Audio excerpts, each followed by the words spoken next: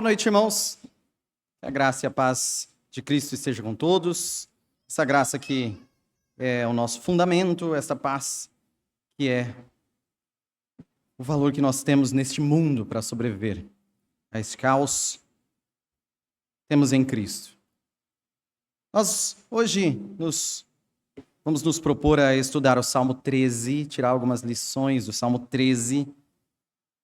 Quando fala Salmo 13, esse número 13, nem todos gostam, mas se falar Salmo 13º, quem tem carteira assinada gosta.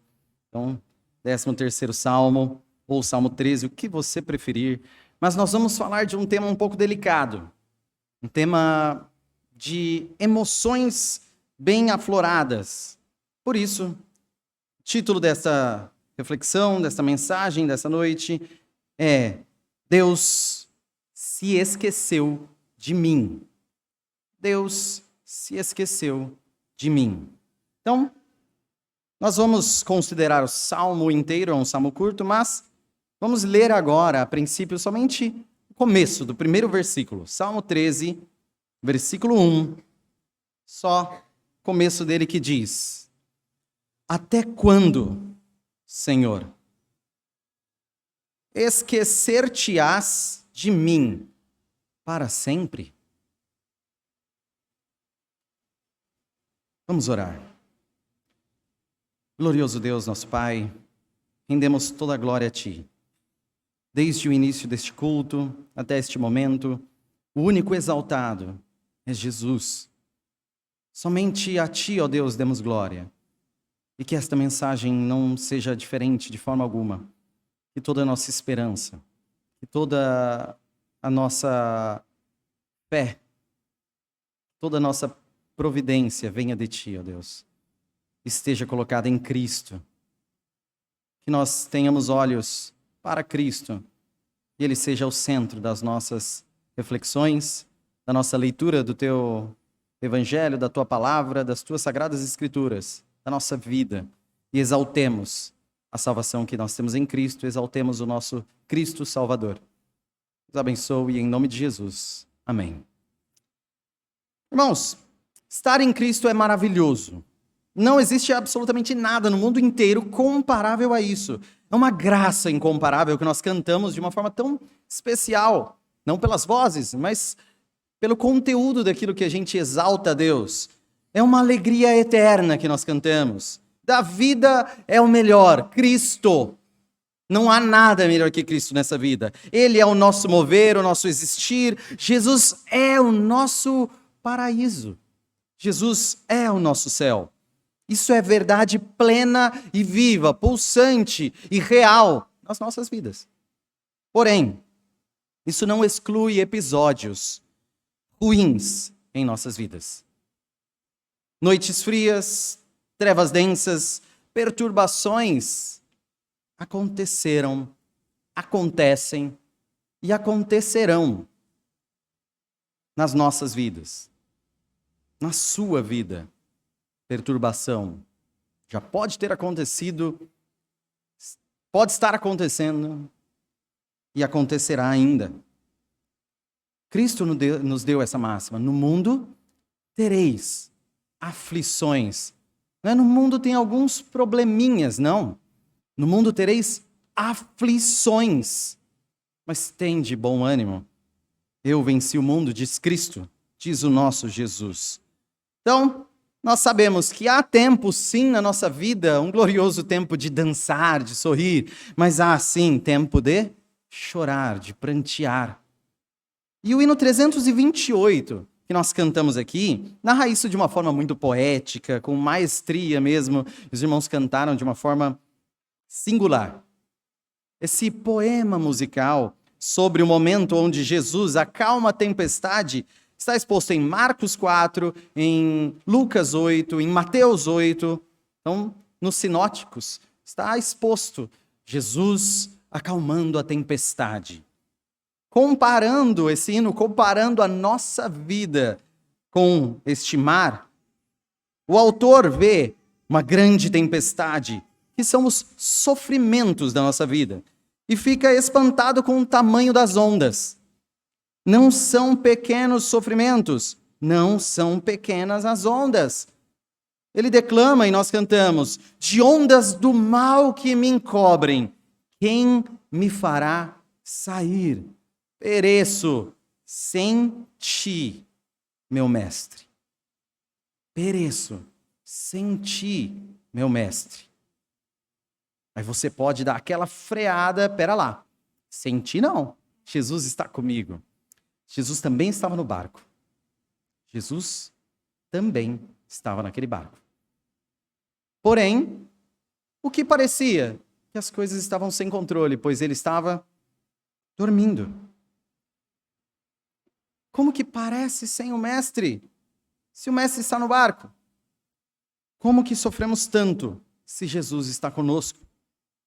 O mestre, em alguns momentos, aos nossos olhos humanos falhos, parece estar dormindo em meio à nossa tempestade. Não está atento com a situação, porque, por mais que o enredo desse salmo seja curto, ele é profundo, ele é belíssimo, e em meio a ondas do mal que nos encobrem, o terror que nos rodeia, às vezes a gente não suporta mais. Não conseguimos lidar mais com essas ondas. E aí o que salta do salmista é a pergunta: até quando? Até quando? Até quando? Até quando? Sim, 4 vezes. Então, para refletirmos sobre esse salmo, vamos considerar aí 3 pontos a cada 2 versículos. Então, primeiro ponto, nós vamos falar sobre o lamento. Vamos falar do salmista, como foi esse lamento de Davi, como foi esse lamento. O primeiro ponto é sobre o lamento. Salmo 13, versículos 1 e 2, que dizem: ao mestre de canto, salmo de Davi. Até quando, Senhor, esquecer-te-ás de mim para sempre? Até quando ocultarás de mim o rosto? Até quando estarei eu relutando dentro de minha alma, com tristeza no coração cada dia? Até quando se erguerá contra mim o meu inimigo?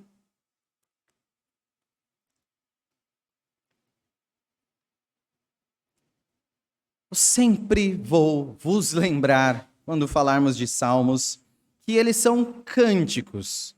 Porém, a forma de escrita deles é parecida com sinceras orações para Deus. Poéticas, teológicas, muito teológicas, sim, e emocionadas, essas palavras. Todas elas perante Deus. A poesia, se for considerar, realmente é linda mesmo. Pudera ainda todos nós estudarmos na língua original, ainda saltaria mais aos nossos olhos a beleza da escrita da poesia. A teologia aqui contida, ela é consistente, ela é reveladora, ela é rica. Lembremos, a maior parte dos atributos de Deus, ou seja, aquilo que está revelado de Deus, quem Ele é e como Ele é, está nos Salmos. Então é teologia os Salmos. Mas também, lidando de uma forma muito complexa, é emoção, é sinceridade de forma surpreendente. Surpreendente porque tem palavras que muitos de nós travariam para falar perante Deus. E o salmista fala com toda confiança. Neste salmo, novamente, nós vemos uma tal de ousadia santa perante Deus. Davi é o escritor desse salmo. Esse salmo é endereçado ao mestre de canto, era para ser cantado na ida ao templo, é para adorar a Deus, mas para reclamar a Deus. E tá tudo bem. Isso é maravilhoso.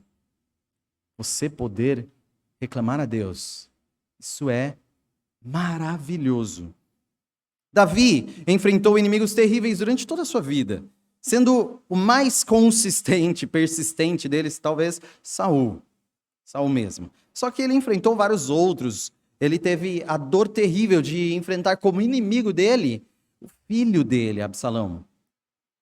Então, Ele, como um grande rei guerreiro, como um pastor muito esforçado desde o início, Davi lutou contra inimigos de Israel e inimigos em Israel, entre os seus compatriotas. Então, em situações mais difíceis, ele não guardou dentro de si as dores, mas as despejou em Deus. No meio da angústia de sua própria mente, ele se queixa de ser deixado de lado por Deus. Não que a certeza das promessas de Deus estivesse extinta do coração de Davi aqui, de forma alguma, ou que ele não descansasse mais na graça divina, não, mas que se você está muito tempo num turbilhão de calamidades, sobrecarregado de angústia, de aflições, sem nenhum sinal de alívio divino, este pensamento naturalmente se impõe: Deus se esqueceu de mim. Isso é legado a todos nós e uma possibilidade que existe em cada coração aqui presente. Estou falando de muito sofrimento, de muita adversidade, de coisas inexplicáveis que assolam as nossas vidas.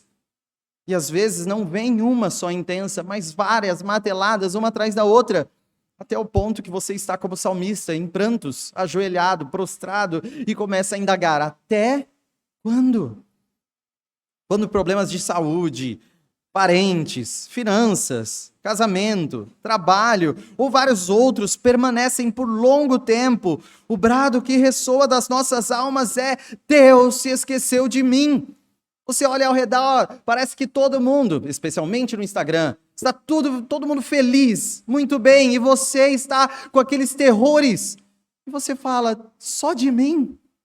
Deus se esqueceu. Ele virou o rosto. Por que de mim? Porque ele deu as costas para mim. Por quê? Até quando eu terei que suportar isso? Se você refletir, quantas vezes esse não foi o lamento de Maria, o questionamento de Marta, nos dias da doença de Lázaro? Será que elas não perguntaram para si mesmas: ele não virá? Jesus se esqueceu de nós? Até quando ele vai demorar para nos atender? Somos amigos dele. Será que ele virou o rosto para nós? Quantas noites chorou este mesmo salmo, aquela mulher do fluxo de sangue que por 12 anos continuava enferma e desprezada? Quantas vezes ela não clamou como Davi: até quando? Quantos lamentos, como daquele homem com uma enfermidade por 38 anos, próximo ao tanque de Betesda, e foi levado a derramar por anos e anos este mesmo salmo perante Deus: até quando? Nós vemos que Davi, por impaciência, exclama até quando 4 vezes. E torna esse salmo um retrato ainda mais vívido, ainda mais verdadeiro da nossa própria experiência. Este salmo, então, se torna um espelho da nossa alma, um reflexo da verdade do sofrimento, não polido, não disfarçado, não maquiado, mas um reflexo verdadeiro de quem sofre. E nós sofremos. Você não precisa se fingir forte e falar: eu não sofro. Sendo que a Bíblia mostra que o homem segundo o coração de Deus, o rei de Israel e maior dos reis pecadores de Israel, chegou ao ponto de falar: até quando Deus estará de rosto virado para mim? O próprio rei Davi. Você, enquanto espera, ou na cama, ou ao lado de uma cama de hospital, enquanto você está com uma doença terrível, enquanto está tudo errado na sua vida, enquanto as dívidas se acumulam e a vida parece ter um sabor amargo e cor acinzentada em todos os momentos perante você, você pode admitir a sua fraqueza. Você pode sentir o impacto dos golpes que a vida dá, a incerteza e a sua própria impressão da realidade. Não apenas, não, eu vou aqui dar o ponto de vista, pode dar o seu ponto de vista. O que você está vendo é que Deus se esqueceu de você. Esse é o seu ponto de vista. Essa é a sua sensação e Deus te permite desabafar assim, com essa santa ousadia. Então nós podemos sim cantar, Mestre, na minha tristeza, estou quase a sucumbir. Estou quase a sucumbir. Isso daqui é acusar o golpe. Isso aqui não é permanecer forte. Isso aqui é admitir, falta pouco. Eu estou numa linha muito fina. E quando ela estourar, eu vou cair. Meu navio vai afundar. Eu não sei se eu retorno. Eu não sei se eu terei forças para retornar. Entenda, o Deus que sim, com toda certeza, e você pode recobrar essa certeza nas Escrituras, Ele nada esquece, nem deixa em momento algum de lado a sua onisciência. Parece que te esquece às vezes. Parece que me esquece. Parece que esqueceu Davi aqui neste salmo. O Deus que me acompanha com toda certeza, passo a passo, sonda o meu deitar e levantar. Este mesmo salmista diz, parece que escondeu o rosto de mim, virou as costas para mim. O Deus, o único Deus, que consola e conforta, que cura e restaura almas, tem me deixado em luto e tristeza, dia após dia. Este é o lamento de Davi. Tenho relutado. Dia após dia o sofrimento se estende. O Deus que me chama de filho, cuida de mim, me sustenta, parece que quer que o meu inimigo vença. O adversário vença. Deus nos deu uma bênção exposta também neste salmo. Não segure mágoas. Nesta santa ousadia, pegue este salmo, leia de coração este salmo. Desabe perante Deus. Com devida honra ao nome de Deus, fale as suas impressões, confesse os seus anseios. Não há lugar melhor no mundo para ser feito isso, senão aos pés de Cristo. Jesus, o perfeito cantor deste salmo, também percebeu a si mesmo como abandonado por Deus. Na maior das angústias de toda a história, de todo o universo, ele clamou, Eli, Eli, lama sabachthani. Deus meu, por que me abandonaste?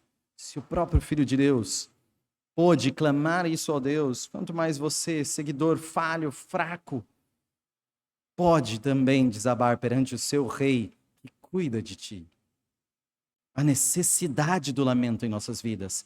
A necessidade de você desmoronar às vezes, do que ficar segurando cacos de uma forma a não se desmanchar para ser reconsertado por Deus. A necessidade de lamento.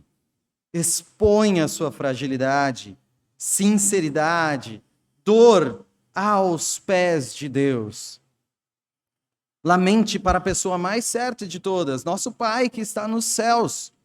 Deus nos ouve. Deus nos ouve. Mas não termina no lamento. Segundo ponto, nos versículos 13 e 4, fala da súplica. Então, do lamento, nós passamos para a súplica. Olhe para os versículos 3 e 4. Atenta para mim. Responde-me, Senhor, Deus meu. Ilumina meus olhos, para que eu não durma o sono da morte, para que não diga o meu inimigo, prevaleci contra ele, e não se regozijem os meus adversários, vindo eu a vacilar. Então, depois do lamento, a súplica, depois do desabafo, do desafogar da alma, recobra-se a força para clamar auxílio. Primeira força foi lamentar. O lamento recobrou ânimo para pedir. E a nossa certeza, Deus ouve. Olhe para mim, não vire o rosto. Responde-me, não se esqueça de mim. Deus meu, clama o salmista. Aos moldes do que Cristo falaria em aflição, na cruz, o salmista frisa que este Senhor, o Deus de Abraão, Isaque e Jacó, é seu Deus. Não é a dor que muda isso, não são as aflições, as tribulações, a turbulência da vida, o sofrimento não altera essa verdade. Esse é o Deus meu, ainda que venha a dor. Ainda que eu não entenda e esteja no meio dela, ainda que eu não suporte e esteja sucumbendo, Ele permanece. Meu Deus, esse é o juramento que você fez. Esta é a maior segurança que nós temos.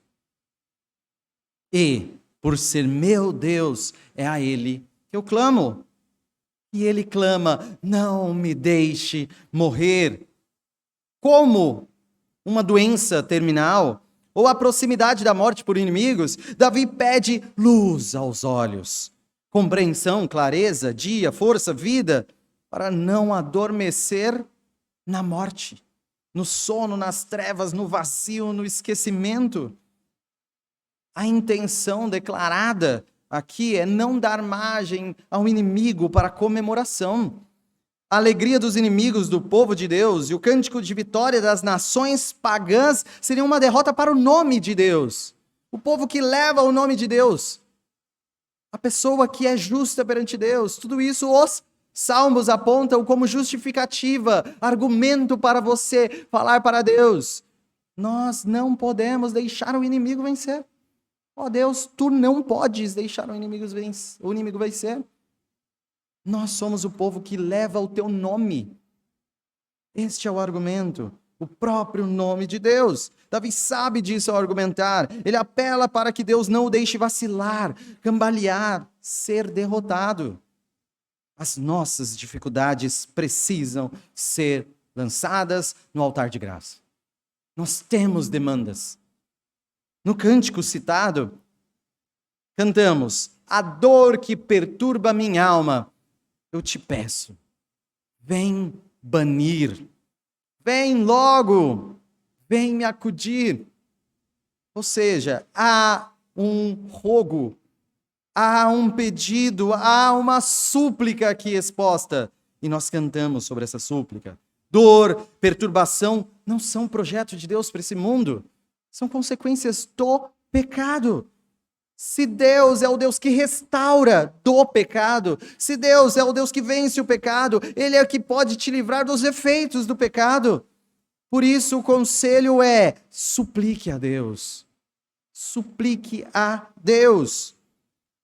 Filipenses 4 nos recobra isso. Filipenses capítulo 4, versículo 6. Diz: não andeis ansiosos de coisa alguma, em tudo, porém, sejam conhecidas diante de Deus as vossas petições, pela oração e pela súplica, com ações de graças. Este último elemento que nós vamos ver no último ponto, ainda fará parte, ações de graças. Então, em tudo, peça. Em tudo, peça. Não se acanhe. Peça ao seu pai. Ele se chama de pai e se apresenta e se revela a nós como pai e nos chama graciosamente, sem mérito nosso, de filhos. Ele quer nos ouvir. Peça. Clame, suplique. Hebreus 4:16 também nos fala disso. Hebreus 4:16 diz: acheguemo-nos, portanto, confiadamente, junto ao trono da graça, a fim de recebermos misericórdia e acharmos graça para socorro em ocasião oportuna. Ele está sentado reinando supremo e soberano. E o seu trono, o trono do poder, o trono de toda a potência, o trono de toda a santidade. Como eu, pecador, vou chegar perante um trono desse e encontrar favor? Essa é a garantia. Este é um trono chamado não de trono da severidade, não de trono da ira, mas trono da graça. Ele quer você imerecedor, clamando a Ele. Ele quer você sem mérito algum, falando, não é que eu mereço, eu não quero aqui chegar com um boletim nota 10 e falar, me dê minha bicicleta. Eu quero chegar miserável e pedir a um misericordioso, por favor. Isso é suplicar a Deus. Em tudo façam as suas petições. Deus, me ouça, me responda. Há necessidade de súplica. Nós somos uma comunidade de dores e de sofrimentos. Você tem noção disso? Se você considera, às vezes por um erro de diagnóstico, às vezes por não estar sofrendo, que está tudo bem no momento, saiba que não está com todos aqui. Naquele exercício mais simples de olhar para o lado, olha aqui o quanto de pessoas tem aqui, eu estou falando literalmente, olha para o lado. Olha. Está vendo essa bela comunidade, esses belos rostos aqui? Pois bem, esses rostos aqui, todos, que aparentam sorrisos, têm vários problemas e perturbações, têm ondas gigantes batendo contra essas naus. Pois bem, somos um só corpo, precisamos sofrer e chorar uns com os outros. Se somos uma comunidade de dores e sofrimentos, nós precisamos ser uma comunidade de súplicas. Nós precisamos ser uma comunidade de súplicas. Você tem suplicado por si? Você tem suplicado pela sua família? Você tem suplicado pela sua igreja? Você tem clamado pelas dores e sofrimentos que o seu próximo aqui, que se dispôs a ser família contigo, daquele que você jurou aqui cuidar e se colocou oficialmente sob os cuidados? Lembre do seu pacto, lembre do que é ser igreja, lembre do que é ser membro. É você falar, minha vida será cuidada também por vocês. É você falar, eu também vou cuidar de vocês. E Cristo mostra, em excelência, o que é não cuidar apenas dos próprios interesses. Então seja em vocês, ache-se em vocês essa mesma atitude de não cuidar só do seu próprio interesse, mas ouvir a dor do próximo, sorrir com os que sorriem, chorar com os que choram. Também, graças a Deus, não termina na súplica. Nós temos ainda o terceiro ponto, a adoração. Terceiro ponto, a adoração. Versículos 5 e 6. Que dizem, no tocante a mim, confio na tua graça.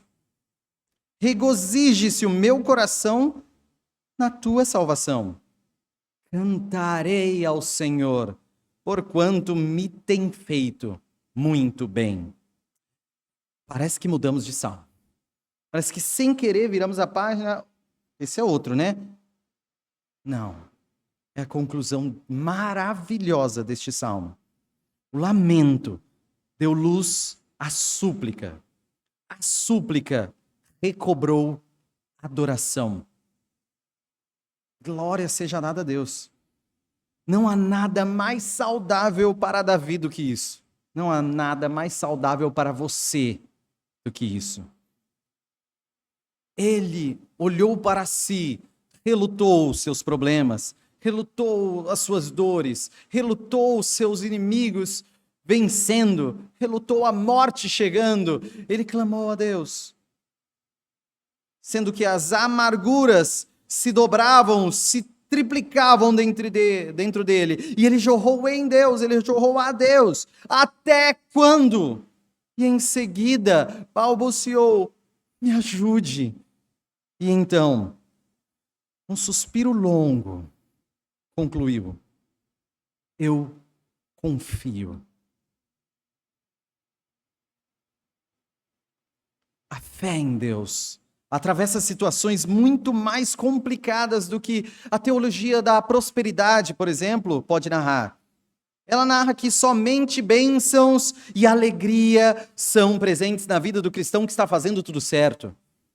O livro de Jó é uma grande refutação a isso, e é um dos grandes testemunhos que isso é muito, muito, muito falho, simplório. Este capítulo, de uma forma muito interessante, sintetiza isso. É na severidade, no castigo das ondas do mal.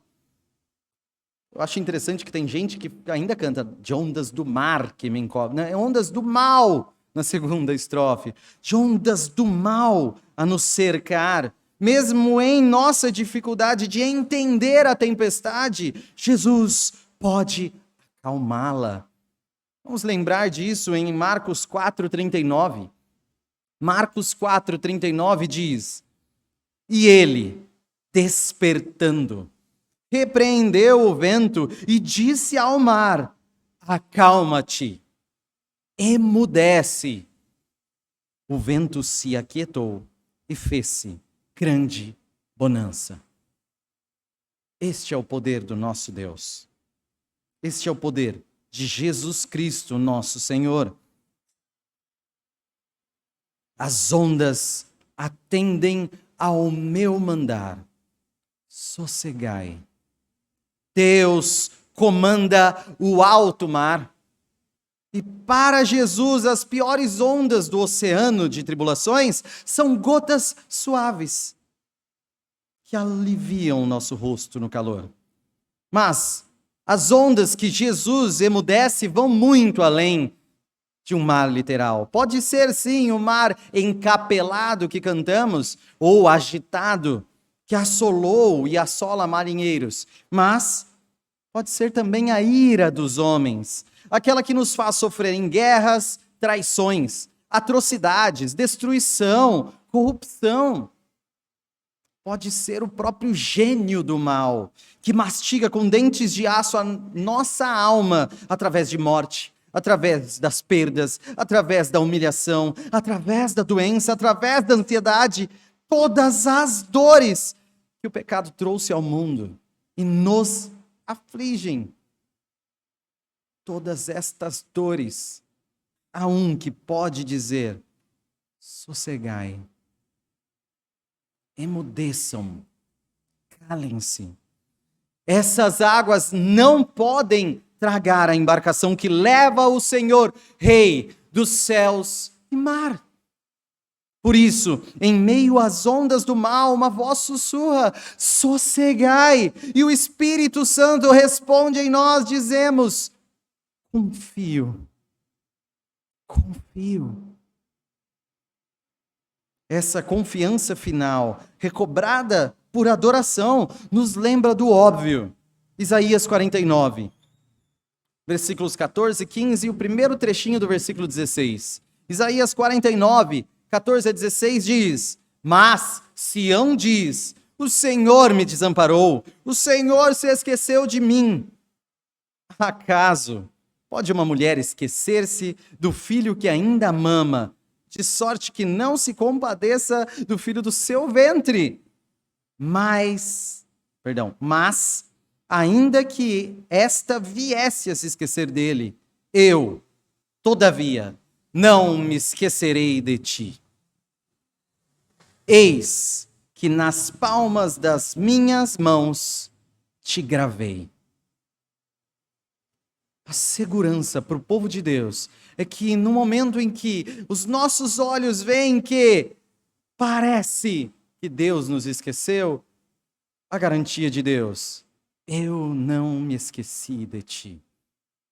Seu nome está gravado. E gravado com letras que ninguém pode apagar. Não há possibilidade de, por toda a eternidade, desde agora, desde que você está em Cristo até toda a eternidade, este nome vir a sumir. Você está garantido se está em Cristo. Por mais que a nossa impressão em meio a este mundo é de que Deus se esqueceu, Ele nunca se esquecerá de nenhum dos seus filhos. Nunca se esquecerá dos que estão em Cristo.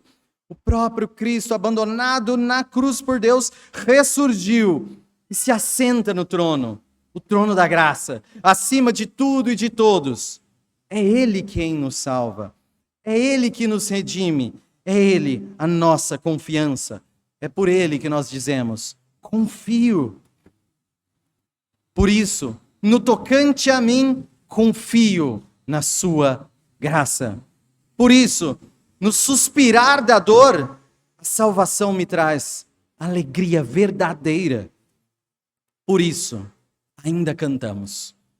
Num mundo de tragédias, males, distorções, lágrimas e sofrimento, cantamos.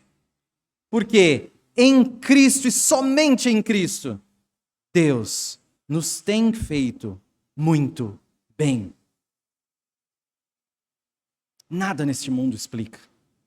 No meio das dores e tribulações, nós temos um sentido e podemos cantar: Deus nos tem feito muito bem. Eu confio. Até o sofrimento nos tem feito bem em Cristo. Em Cristo. Não Ele por si só, mas em Cristo. Por isso, mesmo fracos, estamos fortes. Somos fortes. Segundo aos Coríntios 2, 9 e 10, Paulo diz isto. 2 Coríntios 12, 9 e 10 diz: Então, ele me disse, como uma resposta do Senhor a Paulo: a minha graça te basta, porque o poder se aperfeiçoa na fraqueza. De boa vontade, pois, mas ainda me gloriarei nas fraquezas, porque para que sobre mim repouse o poder de Cristo. Mais ainda me gloriarei, mais ainda adorarei. Versículo 10. Pelo que sinto prazer nas fraquezas, nas injúrias, nas necessidades, nas perseguições, nas angústias. Por causa delas em si? Não, Paulo não é masoquista. É por amor de Cristo, somente por isso. Porque quando sou fraco, então é que sou forte. Pelo poder de Deus se aperfeiçoando, pela dependência aos nossos olhos sendo mais nítida, pela nossa fragilidade, visto que nossa força nada faz. Quando nós nos percebemos fracos, aí então percebemos que dependemos da força de Deus. Então, glória a Deus pelas nossas fraquezas, angústias e tribulações, por causa de Cristo, que mostra a sua força recobrada em meio à nossa fraqueza. Porque estamos em Cristo. Ele, que se fez semelhança nossa, na fraqueza da carne, na perfeição dele, se entregou para sofrer. E nós temos um exemplo de sofrimento que nos guia. Também em 2 Coríntios 4, uma carta de bastante confissão de sofrimento de Paulo. 2 aos Coríntios 4, 7 a 10, diz: Temos, porém, este tesouro em vasos de barro, para que a excelência do poder seja de Deus e não de nós. Por isso somos frágeis, por isso sofremos. Vasos de barro, uma existência frágil nós temos. Mas o que importa se o conteúdo em nós é a excelência de Deus?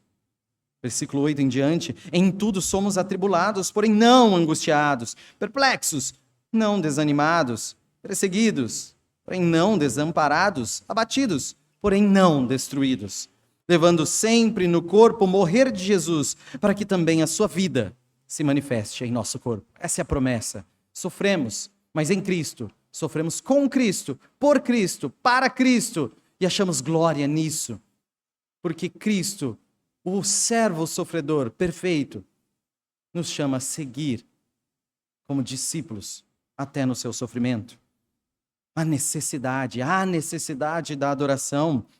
Seguimos o servo sofredor. Seremos servos, seremos sofredores. Mas, como Jesus Cristo glorificou o Pai, glorificaremos o Pai.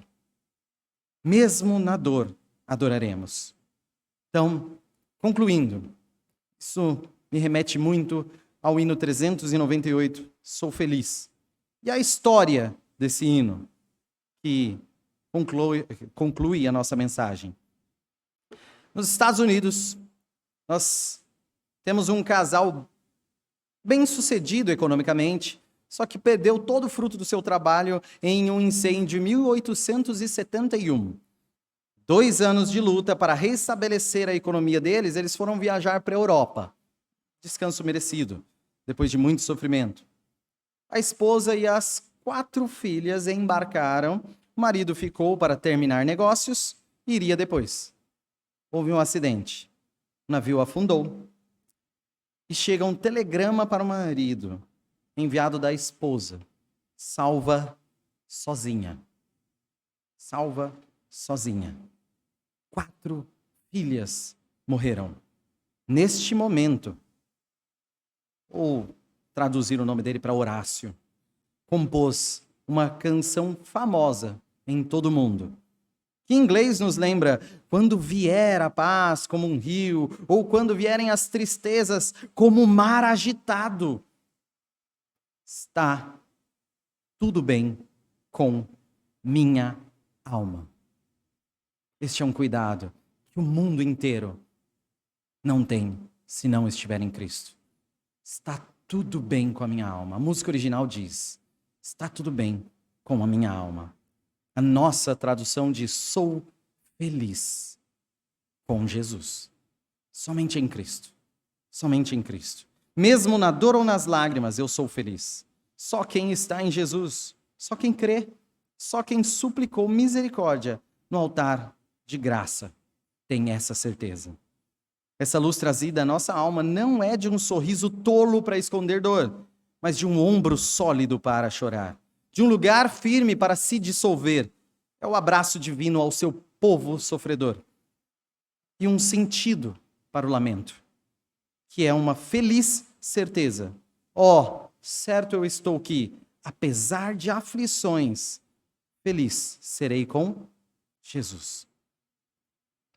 Assim, mesmo nas lutas e dores, cantarei ao Senhor, porquanto Ele me tem feito muito bem.